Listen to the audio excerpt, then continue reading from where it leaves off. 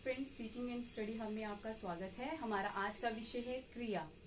तो सबसे पहले ये जान लेना जरूरी है कि क्रिया की परिभाषा जो है वो क्या होती है। कहते हैं जो शब्द हमें किसी कार्य के करने या होने का बोध कराते हैं उन्हें क्रिया कहते हैं। अर्थात जो भी काम हम करते हैं, जब हमें पता चलता है कि कोई निश्चित काम जो है किसी व्यक्ति के द्वारा किया जा रहा है, तो उनको बताने के लिए जिन शब्दों का प्रयोग किया जाता है उन्हें हम क्या बोलते हैं, उन्हें क्रिया कहा जाता है।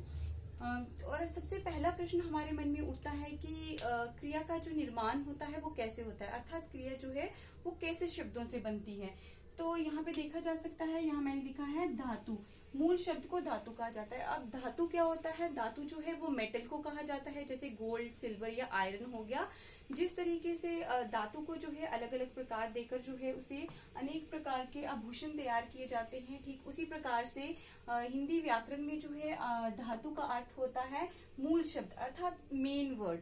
एक ऐसा वर्ड जिससे जो है उसमें कोई अन्य प्रत्यय लगाकर जो है हम नए शब्द का निर्माण करते हैं। तो यहाँ पे धातु, मान लीजिए यहाँ मैंने लिखा है पड़ शब्द लिखा है, तो ये क्या होगी, ये क्रिया का मूल रूप होगी, इसी को हम कहेंगे धातु। और जब धातु में हम जो है कोई और प्रत्यय जोड़ेंगे, यहाँ जैसे मैंने लिखा हुआ है ना प्रत्यय, जब धातु में ही हम जो है ना प्रत्यय जोड़ेंगे तो एक नया शब्द बनकर सामने आएगा। जैसे पढ़ धातु है और ना प्रत्यय जोड़ा है मैंने इसमें, तो ये क्या बन गया है, पढ़ना। इसी तरीके से जो है हम मूल शब्दों में अनेक प्रकार के प्रत्यय जोड़कर जो है नए नए शब्दों का निर्माण कर सकते हैं क्रिया, और उन शब्दों को जो है वो क्रिया शब्द कहा जाएगा। जैसे यहाँ पे मैं एक और उदाहरण लिखती हूँ, या मैं लिख रही हूँ लिख। तो अगर सिर्फ मैं लिखती हूँ तो ये क्या हो गया, ये धातु हो गया, ये क्रिया का मूल रूप हो गया। और इसके साथ साथ यदि मैं इसमें ना प्रत्यय जोड़ती हूँ तो ये क्या बन जाएगा, लिखना। तो आप देख सकते हो यहाँ पर भी एक नए शब्द का निर्माण हो गया है, नए क्रिया शब्द का निर्माण हो गया कि कोई व्यक्ति जो है वो कौन सा काम करता है, लिखने का काम करता है। उसी तरीके से यदि हम बात करते हैं कर्म के आधार पर जो है क्रिया के दो भेद माने जाते हैं। आप देख सकते हो यहाँ पे मैंने लिखा है क्रिया के दो भेद माने जाते हैं। पहला भेद जो है वो है सक्रमक क्रिया, और दूसरा भेद जो है कर्म के आधार पर क्रिया का वो है अक्रमक क्रिया। तो सबसे पहले तो हमारे लिए जो है इन दोनों के मध्य का भेद जान लेना आवश्यक है कि दोनों में जो है वो अंतर क्या है। तो आप देख सकते हो सक्रमक का अर्थ ही क्या होता है, स का अर्थ होता है किसी चीज के साथ। अगर हम सिर्फ स शब्द को लेकर, श उपशब्द को लेकर चले, तो आप देख सकते हो कि स का जो अर्थ होता है वो क्या होता है, वो होता है किसी चीज के साथ। तो यहाँ पे सक्रमक अर्थात एक ऐसी क्रिया जिसमें हमें कर्म का उल्लेख मिलता है कि कौन सा कार्य जो है किसी व्यक्ति के द्वारा किया जा रहा है, उसकी पूरी जानकारी मिलती है। और उसी की तुलना में जब हम बात करते हैं आक्रमक क्रिया की, तो आप देख सकते हो यहाँ पे लिखा है आक्रमक क्रिया। तो आ का अर्थ होता है किसी चीज का अभाव, किसी चीज की कमी। तो ये कर्म के साथ अगर आ लगा है तो इसका अर्थ है कि जो हमारा कर्म है उसका उल्लेख हमें जो है किसी वाक्य में जब नहीं मिलता तो हम उस क्रिया को कौन सी क्रिया बोलते हैं, आक्रमक क्रिया। तो दोनों में मूल अंतर यही है कि सक्रमक क्रिया में हमें कर्म का उल्लेख मिलता है और आक्रमक क्रिया में जो हमारा कर्म है वो हमारे सामने नहीं आता है। तो यहाँ पे कुछ उदाहरण लिखे गए हैं सक्रमक क्रिया की और आक्रमक क्रिया के। आइए चलते हैं, अब हम इनके बारे में पढ़ते हैं।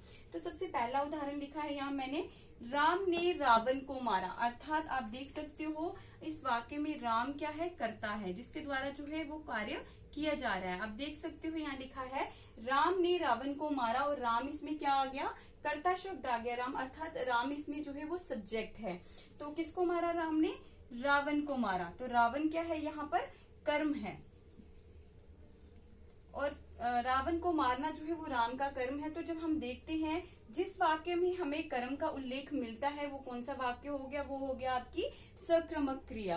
अर्थात हमें उसमें पता चल रहा है कि कौन सा कार्य जो है किसी के द्वारा किया जा रहा है। अगर यदि यहाँ पे होता राम ने किसी को मारा तो हमें पता नहीं चलना था, तब ये हमारी आक्रमक क्रिया हो जानी थी, क्योंकि उसमें हमें कर्म का उल्लेख नहीं मिलना था। तो जब आप एक चीज और असक्रमक क्रिया में इस बात का भी विशेष ध्यान रखना पड़ता है कि यदि उसमें कर्म होगा तो सारा का सारा प्रभाव जो है कर्म पर पड़ेगा। इसीलिए इस क्रिया को जो है सक्रमक क्रिया बोला जाता है, अर्थात एक ऐसी क्रिया जिसमें कर्म का उल्लेख मिलता है। इसी तरीके से यहाँ पे दूसरा उदाहरण मैंने लिखा है, अध्यापक कक्षा में पढ़ाते हैं। तो अध्यापक कक्षा में कहाँ पढ़ाते हैं? अध्यापक कक्षा में। तो आप देख सकते हो यहाँ पे भी अध्यापक जो है वो करता है, कार्य जो है वो अध्यापक के द्वारा किया जा रहा है। और क्या कार्य किया जा रहा है? पढ़ाने का कार्य किया जा रहा है। कहाँ पे?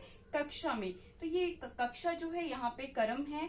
जिस भी वाक्य में, जिस भी क्रिया के वाक्य में हमें कर्म का उल्लेख मिलता है वो किसके अंतर्गत आती है? हमारी सकर्मक क्रिया में। उसी तरीके से यहाँ पे आक्रामक क्रिया के उदाहरण हैं। सबसे पहला उदाहरण है आक्रामक क्रिया का, सुप्रिया सो रही है। अर्थात जो कौन सा कार्य किया जा रहा है? सुप्रिया के द्वारा सोने का काम किया जा रहा है, सुप्रिया के द्वारा।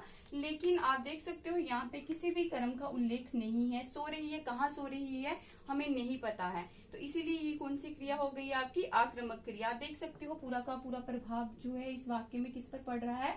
सुप्रिया पर। अर्थात कर्ता पर जब जो है बिल्कुल साधारण तरीके से कर्ता पर प्रभाव पड़ता है तो वो कौन सी क्रिया आपकी मानी जाती है? आक्रामक क्रिया मानी जाती है वो आपकी। उसी तरीके से यहाँ पे दूसरा उदाहरण है, बच्चे खेल रहे हैं। बच्चे खेल रहे हैं लेकिन हमें नहीं पता है बच्चे कहाँ खेल रहे हैं, मैदान में खेल रहे हैं या बाहर कहीं खेल रहे हैं। तो इसीलिए ये क्रिया भी कौन सी क्रिया है? आक्रामक क्रिया। यहाँ पे भी हमें कर्म का जो है निश्चित उल्लेख जो है वो नहीं मिल पा रहा है। इसीलिए पूरा का पूरा प्रभाव जो है केवल कर्ता पर पड़ रहा है। और कर्ता कौन है? यहाँ पर बच्चे हैं।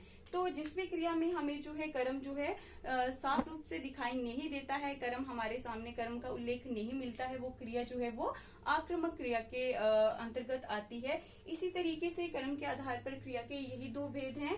लेकिन जब हम सक्रमक क्रिया की बात करते हैं तो सक्रमक क्रिया में जो है क्रिया कभी कभी एक कर्म के रूप में हमारे सामने आती है। अर्थात किसी एक कार्य के विषय में हमें बताया जाता है कि जैसे यहाँ पे मैंने लिखा है राम ने रावण को मारा, तो यहाँ पे एक ही कार्य हो रहा है राम के द्वारा रावण को मारने का, है ना। लेकिन यदि यहाँ पे लिखा होगा राम ने लंका में जाकर रावण को मारा, तो ये कौन सी क्रिया हो जाएगी आपकी? द्विकर्मीय क्रिया। अर्थात यहाँ पे दो कर्मों का उल्लेख मिलता है, उस क्रिया को हम बोलते हैं द्विकर्मिक क्रिया।